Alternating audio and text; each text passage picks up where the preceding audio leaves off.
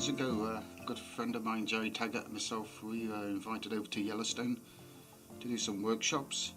When we was over there, we actually come up with this wire woven nymph. We call it the Yellowstone Nymph. It's actually worked very good on the rivers. So basically, I'm just going to do a wee variation of this here, using a size 12 wet style hook. So I'm just using the Vivus 16/0 thread, and we're just going to put a bed of silk on the hook, trim it off. For the tail, what I'm using, this is just a dark claret cock pheasant tail. I'm just going to put a wee stump of the tail for the nymph, catch him in as such. Next thing we're going to do is the body, and this the guys in Yellowstone will tell you this was intriguing for them. Quite a few of the guys just couldn't grasp that at first when doing this weave. It's fairly simple, it's just practice to actually do this weave. So what we have to do, we have to actually just flip finish and take the thread off to do the weave. Trim off the waist. The technique on this one here is the wire that's going to go underneath goes to the rear, and the wire that's going to the top, it comes towards you. And it's a matter of doing angles, 90-degree angles. So what we're doing, we're coming over and under, then bring that one over and under, over and under, over. So basically that is what we're doing, just doing that 3/4 of the way up the hook, over, under, over and under.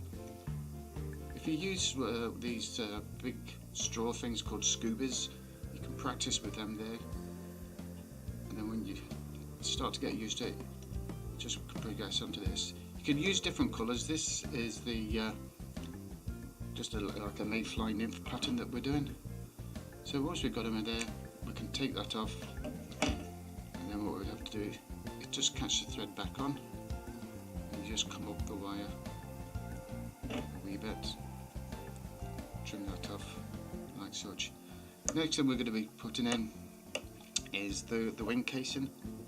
In this case, I'm just going to be using a chartreuse tinsel for this here. All it does, it adds a bit more flash to the fly. Catch him in. What I'm using this time, I'm just using the olive Pseudo. So get him in there, catch him in, secure that in good and proper. We're just going to wind this in, keeping it tight, rubbing his way forward.